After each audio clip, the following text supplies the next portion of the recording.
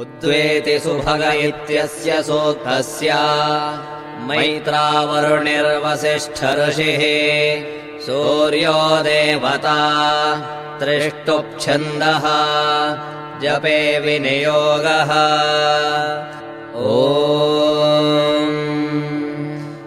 उद्वेति सुभगो विश्वचक्षाः साधारणः सूर्यो मानुषाणाम् चक्षुर्मित्रस्य वरुणस्य देवश्चर्मे वयः समविव्यक्तमांसे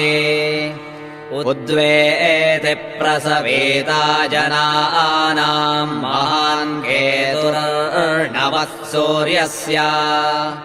समानम् चक्रम् पर्याविवृत्सन्नयदेतशो वहाति धूर्षु युक्तः विभ्राजामान उषसामुपस्थाद्रेभैरुदेत्यनुमद्यमानः एष मे देवः साविता चच्छन्दयः समानम् न प्रामिनाति धामा दिवो रुक्म ऊरुचक्षा उदेति दूरे अर्थस्तरणिर्भ्राजामानः नूनञ्जनाः सूर्येण प्रसूता अयन्नर्थानि कृणवन्नपांसे उदुत्यदित्यस्य सूक्तस्य मैत्रावरुणिर्वसिष्ठऋषिः सूर्यो देवता प्रगाथश्छन्दः अन्त्यापुरवुष्णिक् जपे विनियोगः उदुत्यद्दर्शतं वपुर्दिवयेति प्रतिह्वरे यदेमाशुर्वहाति देव एताशो विश्वस्मै चक्षासे अरम् शीर्ष्णः शीर्ष्णो जगातस्तस्थुषस्पतिम् समया विश्वमारजाः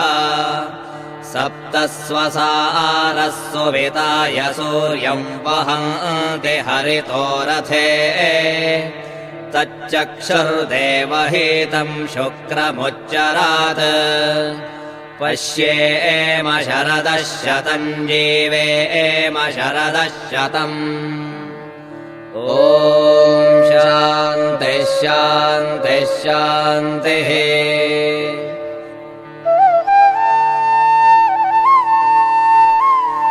नमोऽस्तु सूर्याय सहस्ररश्मये सहस्रशाखान्वितसम्भवात्मने सहस्रयोगोद्भवभावभागिने सहस्रसङ्ख्यायुगधारिणे नमः यन्मण्डलम् दीप्तिकरम् विशालम् रत्नप्रभम् तीव्रमनादिरूपम् दारिद्र्यदुःखक्षयकारणम् च पुनातु माम् तत्सवितुर्वरेण्यम्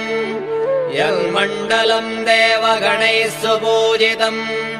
विप्रैः स्तुतम् भावनमुक्तिकोविदम् तम् देवदेवम् प्रणमामि सूर्यम् आन्त्रमालाधरम् शङ्खम् चक्राब्जायुधधारिणम् श्रीनरसिंहम् महावीरम् नमामीर्णमुक्तये आश्चर्यमेतदभिवीक्षितु कामयेशः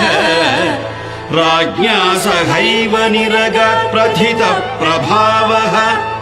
क्षेत्रम् च कूटमतिसुन्दरमापसद्यः श्रीनारसिंह जगतः कुरु सुप्रभातम्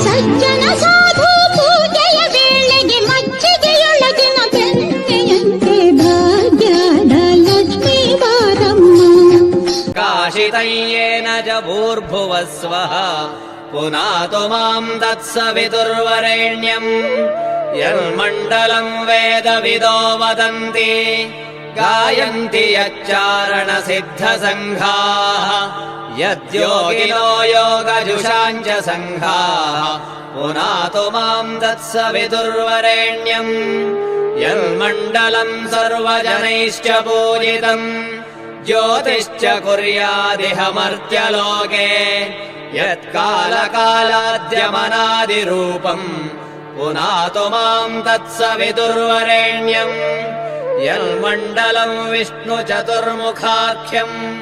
यदक्षरम् पापहरम् जनानाम् यत्कालकल्पक्षयकारणम् च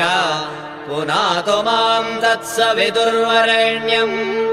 यन्मण्डलम् विश्वसृजम् प्रसिद्धम् उत्पत्तिदक्षप्रलयप्रगल्भम् यस्मिन् जगत्संहरतेऽखिलम् च पुनातु माम् तत्सवितुर्वरेण्यम् यन्मण्डलम् सर्वगतस्य विष्णोः आत्मा परम् धाम विशुद्धतत्त्वम्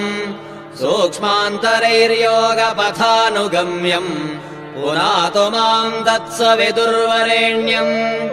यन्मण्डलम्